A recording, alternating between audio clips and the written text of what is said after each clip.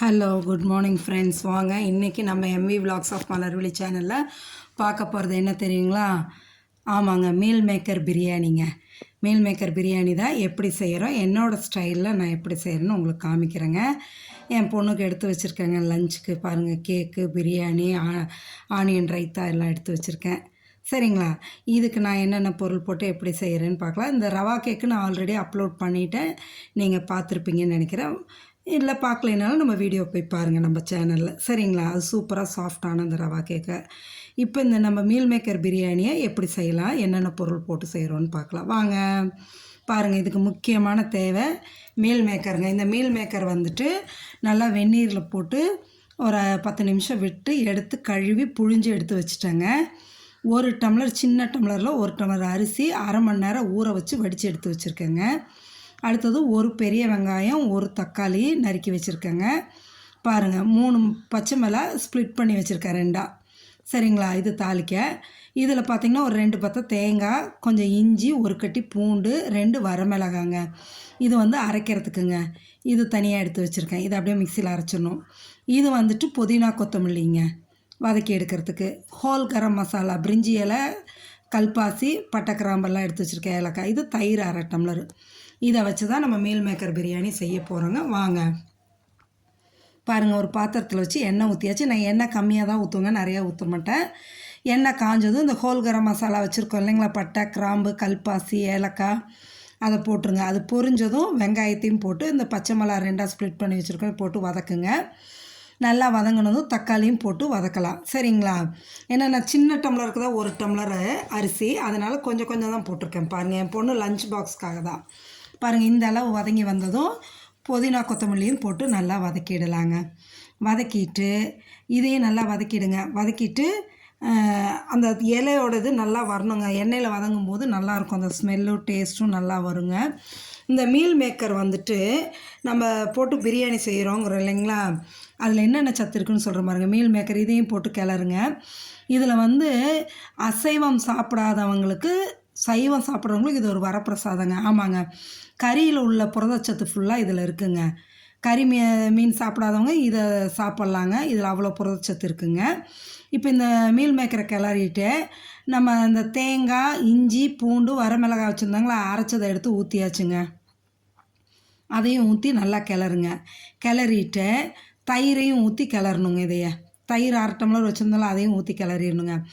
அதே சமயம் இந்த புரதச்சத்து மட்டும் இல்லைங்க, நார் சத்து அதிகமாக இருக்குது. மீனில் உள்ள அந்த ஒமேகா 3 ஃபேட்டி ஆசிட்ஸும் இதில் இருக்குங்க.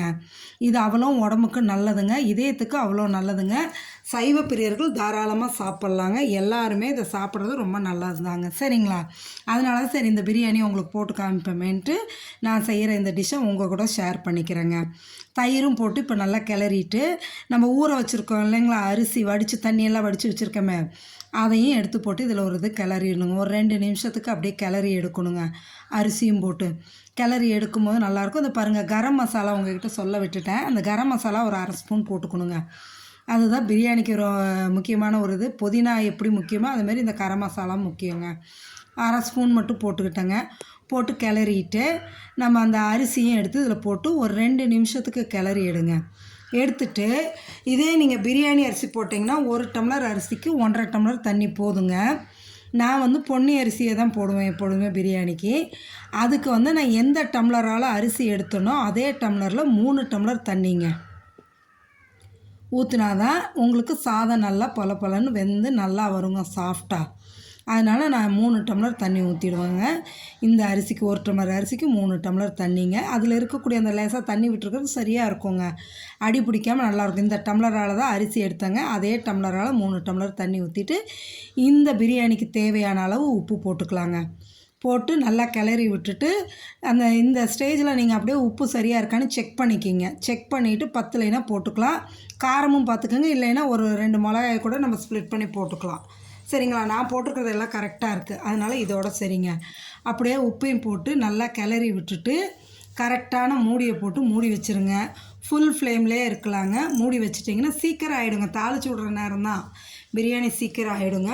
அவ்வளோ டேஸ்ட்டாக இருக்குங்க. மட்டன் பிரியாணி, சிக்கன் பிரியாணியெல்லாம் என்னங்க, இந்த பிரியாணி அவ்வளோ சூப்பராக இருக்குங்க. அவ்வளோ டேஸ்ட்டாக இருக்கும், உடம்புக்கும் ரொம்ப நல்லதுங்க. அதே சமயம் வந்து மீல் மேக்கரை வந்து நம்ம ஃபுல்லாக அதிகமாகவும் எடுத்துக்கக்கூடாதுங்க. எந்த பொருளுமே வந்து அளவாக தான் சாப்பிட்ணும். பாருங்கள், இப்போ வந்து ஒரு 85% நல்லா வெந்துருச்சுங்க. லேசாக தண்ணி மேலே தெரியுது இல்லைங்க, இந்த ஸ்டேஜில் என்ன பண்ணணும், நல்லா கிளறி அமுத்தி மூடி வச்சுட்டு சிம்மில் வச்சுருங்க. சிம்மில் வச்சுட்டிங்கன்னா பாருங்கள், இந்த ஃப்ளேமில் வச்சு கரெக்டாக 10 நிமிஷம் விட்டுடுங்க. மூடி வச்சுட்டிங்கன்னா 10 நிமிஷம் கழித்து அடுப்பை ஆஃப் பண்ணிவிட்டு நீங்கள் எடுத்துடலாம். இந்த பக்கம் டிஃபனுக்கு பிரேக்ஃபாஸ்ட்டுக்கு பாருங்கள், என் பொண்ணுக்கு நெய் தோசை கேட்டாங்க. அதில் கொஞ்சம் ஒரு கேரட்டை துருவி போட்டு அவங்களுக்கு நெய் தோசை ரெடி ஆகிட்டுருக்கு. காலையில் சாப்பிட்றதுக்கு கேரட் தோசை, நெய் தோசை ரெடி பண்ணி வச்சு பாருங்கள். இப்போ 10 நிமிஷம் ஆகிடுச்சுங்க. மூடி எடுத்துகிட்டு அப்படி எடுத்தால் பாருங்கள், பொலன்னு சூப்பரான மீல் மேக்கர் பிரியாணி ரெடிங்க. இதே மாதிரி நீங்களும் மீல் மேக்கர் பிரியாணி செஞ்சு சாப்பிட்டு பார்த்துட்டு எப்படி இருக்குன்னு எனக்கு கமெண்ட் செக்ஷனில் சொல்லுங்கள். என் பொண்ணுக்கு லஞ்சுக்கு பேக் பண்ணியாச்சுங்க. என்ன 2 டிஃபன் இருக்குதுன்னு பார்க்குறீங்களா? ஒன்று அவள் ஃப்ரெண்டுக்கு, ஒன்று அவளுக்குங்க. ஆனியன் ரைத்தா நல்லா கேரட்டு கொத்தமல்லிலாம் போட்டு வெங்காயம் போட்டு ஆனியன் ரைத்தா செஞ்சு வச்சுருக்கேங்க. இந்த ரவா கேக்கு இப்போ ஃப்ரெண்ட்ஸுக்கு கொண்டு போகணுன்னு கேட்டு எடுத்து வச்சுருக்காங்க நறுக்கி. அவ்வளோ ஸ்பாஞ்சியாக சாஃப்டாக இருக்குங்க. இது செஞ்சு இன்றைக்கி 2 நாள் ஆகுது, இருந்தாலும் அதே சாஃப்ட்னஸோடு நல்லாயிருக்கு பாருங்கள். ஆமாம், நீங்களும் இதே மாதிரி செஞ்சு சாப்பிட்டு பார்த்துட்டு சொல்லுங்கள். சூப்பரான இந்த மீல் மேக்கர் பிரியாணி அவ்வளோ சாப்பிட்றதுக்கும் ஸ்வீட்டாக நல்லா டேஸ்ட்டாக இருக்குங்க, எம்மியாக இருக்கும். நீங்களும் செஞ்சு சாப்பிட்டு பார்த்துட்டு சொல்லுங்கள். தேங்க்யூ.